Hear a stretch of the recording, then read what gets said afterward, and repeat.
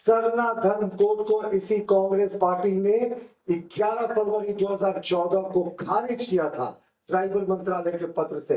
पर आज घड़ियाली आंसू बहा रहे हैं सब सरना धर्म कोड के नाम पर। आपने उस समय क्यों नकारा था और कन्वीनियंस की राजनीति करते हैं? तो ये कांग्रेस का पूरे तरीके से कैरेक्टर जो है सरना धर्म कोड पर एक्सपोज है। और अच्छा कि आपने याद दिलाया, हम सरना धर्म कोड पर भी मल्लिकार्जुन खड़गे से कहते हैं कि वो माफी मांगे, क्योंकि पूर्व में क्यों उन्होंने आदिवासियों के जो फीलिंग्स उस पर कुठाराघात किया था सरना धर्म कोड को नकार करके। और सरना धर्म कोड की बात करते हैं तो जो 1968 में बाबा कार्तिक उरांव ने वो बिल पेश किया था, उसके लिए भी माफी मांगे, जिसमें उन्होंने कहा था जिन आदिवासियों ने धर्म बदल लिया उनको आरक्षण के दायरे से बाहर किया जाए। इंदिरा गांधी ने 1970 में व्हिप जारी किया था कि बाबा कार्तिक उरांव जो उन्हीं के पार्टी के थे, बाद में केंद्रीय मंत्री भी बने, कि इनके बिल को हराया जाए। बाद में वो बिल पेश नहीं करने दिया सरकार ने। तो ये एक्सपोज है जो हजारों वर्षों से जिन आदिवासियों ने अपनी परंपरा को जीवित रखा है, उनको हक दिलाने की मांग बाबा कार्तिक उरांव ने 1968 में की थी। लेकिन कांग्रेस ने व्हिप जारी करके इसका विरोध किया था 1970 में। तो कांग्रेस का हाथ चर्च के साथ इस मुद्दे पर भी माफी मांगे।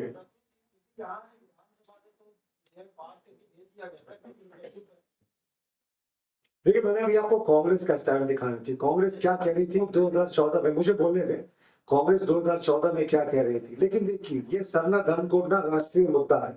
अगर इन्होंने यहां से पास करा कर भेजा तो हिमाचल प्रदेश में भी आदिवासी है संख्या में, वहां भी इनकी सरकार है, वहां से क्यों नहीं भिजवाया? तेलंगाना में इनकी सरकार है, वहां से क्यों नहीं भिजवाया? कर्नाटक में इनकी सरकार है, वहां से क्यों नहीं भिजवाया? सिर्फ झारखंड के अकेले भेजने से शायद इस पर बात आगे नहीं बढ़ेगी। लेकिन कांग्रेस क्यों घंटा नहीं आंसू बहा रही है साहब? आपने तो सरना धर्म कोड को 11 फरवरी 2014 को रिजेक्ट कर दिया था।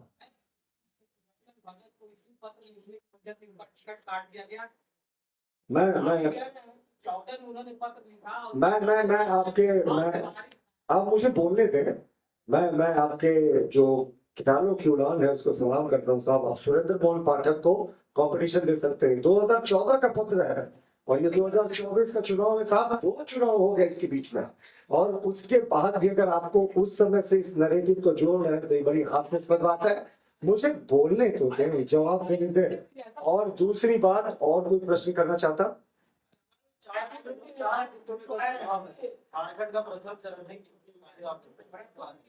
देखिए, पहले 4 चुनाव हो रहे हैं जिसमें इन्होंने बड़े बड़े दावे किए थे कि साहब यहाँ क्लोज फाइट है। खुटी में बहुत कम वोट से आ रहे थे, लोअर दग्गा में कम वोट से आ रहे थे, सिंहभूम में हमारी कभी सिटिंग सीट थी, पलामू वो तो खैर ये अपनी सीट कभी गिनते ही नहीं।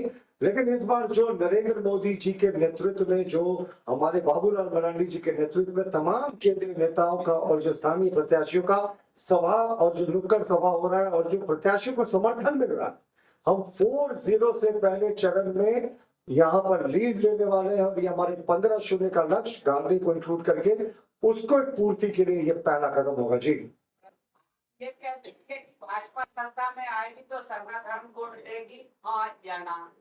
दूसरा मेरा सवाल है, कांग्रेस कह रही है कि जो पेशाब कांड हुआ था आदिवासी पे, उस पर पहले माफी जहाँ बोलेगा मत खड़ा होकर माफी मांग लेंगे, इस पे क्या है पार्टी को? देखिए, पेशाब कांड को तो कभी हम लोगों ने हमेशा उसकी निंदा की, दुर्भाग्यपूर्ण बताया। और तत्कालीन मुख्यमंत्री ने पांव धोए, अपने माथे पर लगा। मुझे बोले, जब प्रश्न पूछते हैं तो कृपया थोड़ा सा ध्यान रखें। और आपका दूसरा पहला पार्ट क्या था आपका? आपने क्या कहा था? हाँ, देखिए, सरना जो मानने वाले हैं, हजारों वर्षों से जो पारंपरिक अपने रीति रिवाज को जिंदा रखे हैं आदिवासी, उनके हित में जो कदम उठाना होगा हम उठाएंगे। लेकिन कांग्रेस को भी हमारी चुनौती है। मल्लिकार्जुन खड़गे साहब दम है तो कल कहिए झारखंड की धरती से कि जिन्होंने धर्मांतरण कर लिया उनको बाबा कार्तिक उरांव की सोच के अनुसार हम आरक्षण की सुविधा से बाहर करेंगे। जब हम सत्ता में आएंगे तो भी हम आपकी फिर बात करेंगे और आपकी प्रति सोच बदलेगी। लेकिन जो सरकार को चर्च ने क्रिसमस गिफ्ट बताया होगा, उसके राष्ट्रीय अध्यक्ष ऐसा कहने का हिम्मत जुटा पाएंगे, इस पर संदेह है। मुझे लगता है आज के प्रेस कॉन्फ्रेंस के लिए इतना काफी था।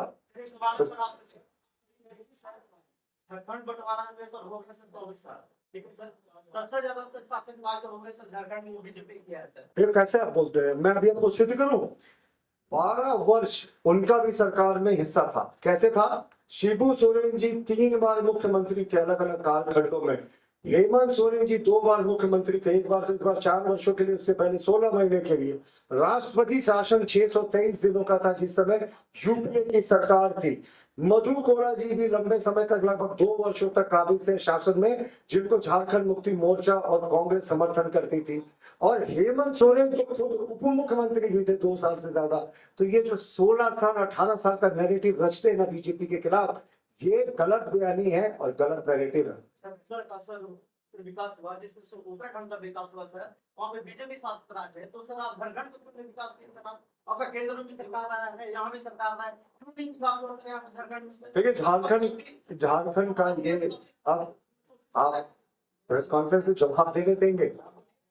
मैं कह रहा हूं कि झारखंड का दुर्भाग्य रहा कि शुरुआत में कोalition गवर्नमेंट रही, जब भी सरकार का विकास शुरू होता था सरकारें गिर जाती थी। 5 वर्ष में रघुवर जी के नेतृत्व में हम लोगों ने एक स्थिर सरकार दिया। उस समय Jharkhand ease of doing business की बात करें, तमाम ट्राइबल सब प्लान की बात करें, तमाम मूल वासियों के लिए स्कीम्स की बात करें, पहाड़िया बटालियन की बात करें,